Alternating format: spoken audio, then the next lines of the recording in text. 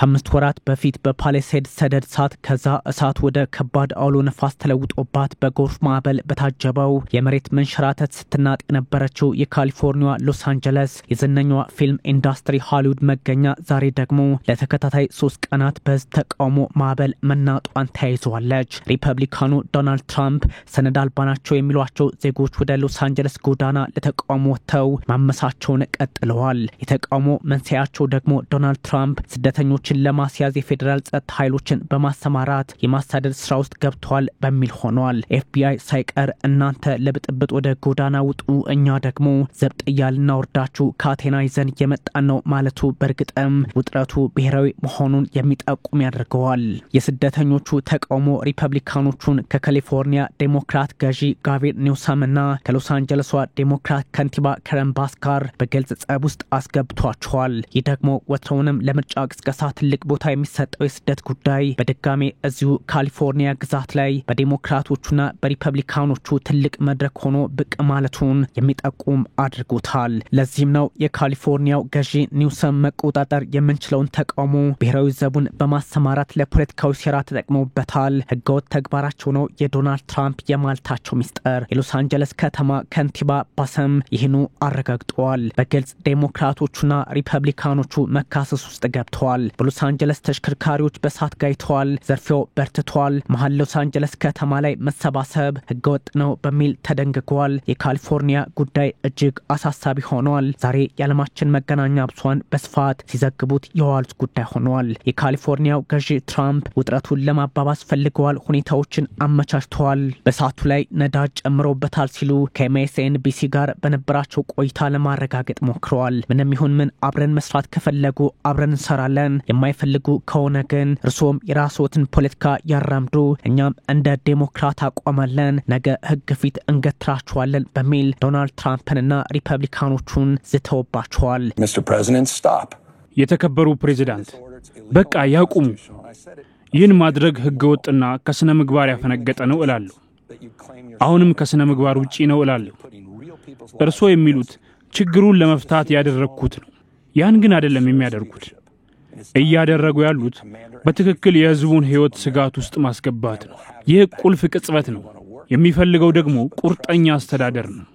የዩናይትድ ስቴትስ ዋነኛ አዛዥ የሚሆኑበት ጊዜም ነው። Chief of the United States of America. የሪፐብሊካኖቹን ህገወጥና ህገ መንግስታዊ መሰረቱን ያልተከተለ የ2000 ብሔራዊ ዘብ ኃይልን ማሰማራት ተግባር በህግ እንፈተዋለን ያሉት ጋቪን ኒውሰም ለ40 ደቂቃ ከትራምፕ ጋር ስናወራ ጦር ስለማሰማራት አላወራንም ግን ይዋሻሉ በሚል ሰጣ ገባውን ከፍ አድርገውታል። የካሊፎርኒያ ብሔራዊ ዘብ እንዲሁ ያለ ትዕዛዝ ማለትም ያለ ገዢው ትዕዛዝ ተሰማርቷል። የአሜሪካ መንግስት ብሔራዊ ዘቡን ማንቀሳቀስ የሚችለው የአንድ ግዛት አስተዳዳሪ ጥያቄ ሲያቀርብ ብቻ ቢሆንም ከ1957 ወዲህ ለመጀመሪያ ጊዜ ትራምፕ ሳይጠየቁ ይህን ኃይል አስገብተው በካሊፎርኒያ አርፈውታል። ሪፐብሊካኑ ትራምፕ የፌደራል የስደትና የጉምሩክ ኃይሎችን ተጋጭተዋል፣ ጥቃት ሰንዝረውባቸዋል በሚል በካሊፎርኒያ ስደተኞች ላይ ጥርስ ነክሰው ነው አሁን ወደዚህኛው አደገኛ እርምጃ የገባው ይላሉ። የሎስ አንጀለስ ፖሊስ መምሪያ ሰላማዊ ሰልፈኞቹ ድምጻቸውን አሰሙ እንጂ ወደ ጸብ አልገቡም ነበር። ነገር ግን በደቡባዊ ሎስ አንጀለስ ከተሞች ፓራማውንትን ጨምሮ ግጭቶች ተስተውለዋል ብለዋል።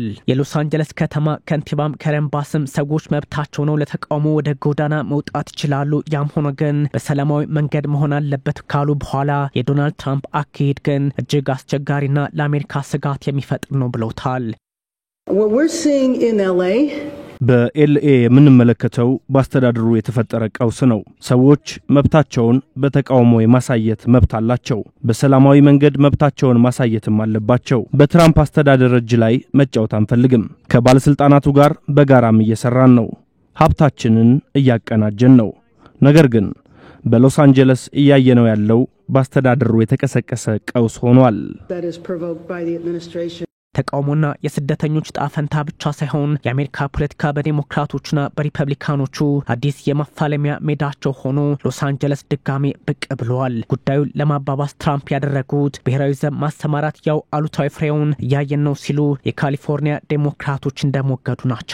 በሎስ አንጀለስ ያለው ቀውስ ከካሊፎርኒያ አቅም በላይ አልነበረም፣ ያው ግን ለፖለቲካ ህልማቸው ጂኦፒዎቹ ተጠቅመውበታል በሚል ዴሞክራቶቹ እየከሰሱ ይገኛል። ስደተኞች ለመቆጣጠር የተሰማራው ኃይል ወታደራዊ ዘመቻ እንጂ ህግ የማስከበር የማይመስልበት አጋጣሚ ላይ ደርሷል። የአሜሪካ ሲቪል ሊበሬተርስ ህብረት ዜጎች በቁጥጥር ስር ሲውሉ ህጋዊ መሰረትን ሳይከተሉ የመሆን ሂደት ስላለው ጦር የማዝመት እንጂ ሌላ ትርጉም አይሰጠውም በሚል ሪፐብሊካኖችን ወንጅሏል። በሁለት ቀናቱ ሰነድ አልባ ስደተኞች አሰሳ ከ120 በላይ ሰዎች መያዛቸውን የሀገር ውስጥ ደህንነት መስሪያ ቤት አረጋግጧል። ትራምፕ የሄዱበት ርቀት ምን ያህል ልክ ነበሩ፣ አግባብነት ያለው ነው ወይ የሚለውን ለመመዘን ለሰብአዊ መብት ከኔ በላይ ማናለ ለምትለው አሜሪካ ግልጽ ቢሆንም መድረኩ የዲሞክራቶቹና ሪፐብሊካኖቹ የ2026 አጋማሽ ጊዜ ምርጫ አጀንዳ እንዲሆን በር ከፍቷል። በብሔራዊ አስቸኳይ አዋጅና ሀገሪቱ አደጋ ውስጥ ስትገባ እንዲሁም በጦርነት ወቅት የፌዴራል መንግስት ወታደራዊ አገልግሎቱን እንደሚያዝ ብቻ ይታወቃል። ብሔራዊ ዘቡ በፌዴራል መንግስት ስር ሆኖ በፕሬዝዳንቱ ቀጥተኛ ትዕዛዝ እንዲንቀሳቀስ የሚደረግበት አሰራር ነው። አሜሪካ በዚህ ሰዓት በካሊፎርኒያ ጉዳይ ላይ ፈጽሞ አልደረሰችም የዲሞክራቶቹ መከራከሪያቸው ሆኗል። ውሳኔው የሚሆነው አመጽ በመሆኑና ባለመሆኑ ላይ መሰረት አድርጎ ነው። አሁን እየሆነ ያለው አመፀኛ ሰዎች የሚያደርጉት እንቅስቃሴ ነው። በዚያ ልክ እንዲንቀሳቀሱ አንፈቅድላቸውም። እጅግ ጠንካራ ህግና ስርዓት የማስከበር ሂደትን የምናይ ይሆናል።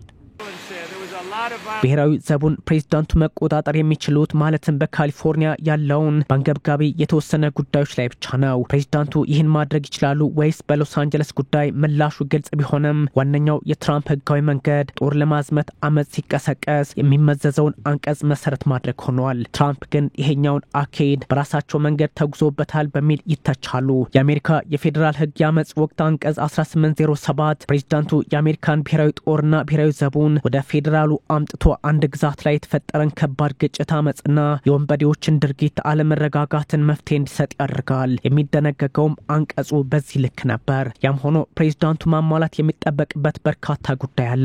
ያንድን ግዛት አስተዳዳሪ አሰራር ጥሶ ብሔራዊ ዘቡን መላክና ማዘዝ የሚችለው በገዢው ፈቃድና ጥያቄ ጭምር እንጂ አሁን ባለው አካሄድ እንዳልሆነም ይነገራል። ይህ ሲሆን ማየት ያልተለመደና በፖለቲካውም ቢሆን እጅጉን የማይደፈር ነው። ትራምፕ ወደ ሎስ አንጀለስ ኃይላቸውን ሲልኩ ማለትም በካሊፎርኒያ ያለውን ብሔራዊ ዘብ ሲያሰማሩ የአመጽ ወቅት አንቀጽን አልተመለከቱትም። በአንጻሩ ያደረጉት ለተወሰነ አገልግሎት የሚውለውን የስነ ምግባር ጥሰቶችን አሰራሮችን ለማስተካከል የሚደረጉ የመርህ ግድፈቶችን ለማረቅ የሚያግዘውን ከጦርነት ወቅት ባህሪ እስከ እስረኛ ያዝና በሰላም ወቅት ያለውን ኃላፊነት የሚደነግገውን አሰራር ነው የተከተሉት በሚል ተተችተዋል። አሜሪካ ኮድ ኦን አርምድ ሰርቪስ የምትለውን ትራምፕ ተከትለዋል እንደማለት ነው። ወደ ሎስ አንጀለስ ጦር ለማዝመት ግን ምንም አይነት አንቀጽ ህጋዊ በሆነ መንገድ አልተጠቀሙም ተብሏል። ብሔራዊ ዘብ ጦሩ መሰማራት የሚችለውና በፌዴራል እዝ ስር የሚሆነው አማጽያን ሲያስቸግሩና ባለስልጣናቱን ከአቅም በላይ ካስቸገሯቸው ብቻ እንደሆነ ይታወቃል። ያም ሆኖ በገዢው ፈቃድ መሆን እንዳለበት ቢገለጽም ትራምፕ የካሊፎርኒያውን ገዢ ጋቨርነር ኒውሰምን ስልጣን አላከበሩላቸውም። ምንም እንኳን ትራምፕ መቼም መከሰስ ብርቃቸው ባይሆንም ለአሜሪካ ይሆናል ያሉትን ከማድረግ ወደ ኋላ ብለው ባያውቁም የሰብአዊ መብት የህግ ባለሙያው ሮበርት ፓትሎ ትራምፕ በህግ ይከሰሳሉ በሚል አስረግጠዋል። የፌዴራሉ መንግስት በአንድ ግዛት ውስጥ ኃይሉን ማሰማራት የሚችለው በግዛቷ ግብዣ ብቻ ነው። በ1992 በሎስ አንጀለሱ አመጽ ላይ የካሊፎርኒያ ገዢ ፒት ዊልሰን የጆርጅ ኸርበርት ወከር ቡሽን መንግስት ጋብዞ ጦሩን ማሰማራቱ ይታወሳል። የሚያመሳስለው የ2025ቱን ሪፐብሊካኖቹ የ1992ቱንም ራሳቸው ሪፐብሊካኖቹ በካሊፎርኒያ ሎስ አንጀለስ ጦር አዘመቱ የሚለው ብቻ ሆኗል። ትራምፕ ይህን ኃይል ለማንቀሳቀስ ሲሞክሩ ያሁኑ የመጀመሪያቸው ሳይሆን በመጀመሪያው ዙር ስልጣን ዘመናቸው በ2020 ጆርጅ ፍሎይድ በሚኒያፖሊስ ባልደረባ ሲገደል የወቅቱ መከላከያ ሚኒስትር ማርክ ኤስፐር ጉዳዩን ችላ አሉባቸው እንጂ ይህን ለማድረግ ዝተው እንደነበር ታሪካቸው ከ4 ዓመታት በፊት መልሶ ያስታውሳል። ትራምፕ በ2023 የምርጫ ቅስቀሳ በአይዋ ሲናገሩ እንደ መጀመሪያው ዙር ብሔራዊ ዘቡን ለማሰማራት የግዛት አስተዳዳሪዎችን ይሁንታ ለመጠበቅ አልፈልግም፣ ስመረጥ ያን አላደርግም ማለታቸውም የሚዘነጋ አይደለም። የሎስ አንጀለስ የፖሊስ ዲፓርትመንት ምሽቱን መሃል ከተማው ላይ መሰባሰብ ህገወጥ ነው የሚል አዋጅ ይፋ ማድረጉ ውጥረቱን ያባባሱት እንደሆነ የሚጠቁም አድርጎባቸዋል። ከአሜሪካ ከተሞች ሁለተኛዋ ግዙፍ ከተማ ሎስ አንጀለስ መሃል ከተማዋን ለቃችሁ ሂዱ የሚል ትዕዛዝ ውስጥ መግባቱ በዲሞክራቶችና በሪፐብሊካኖች መካከል ያለውን ልዩነት እያሰፋው መጥቷል። ከ39 ሚሊዮን ህዝብ በላይ በመያዝ ቁጥር 1 ላይ የተቀመጠችው ካሊፎርኒያ በኮንግረስ ውስጥም ከ52 በላይ መቀመጫን የተቆናጠጠች በመሆኗ ለትራምፕ አስተዳደርና ፖለቲካ ቀላል ግዛት እንደማትሆን እየተነገረ ይገኛል።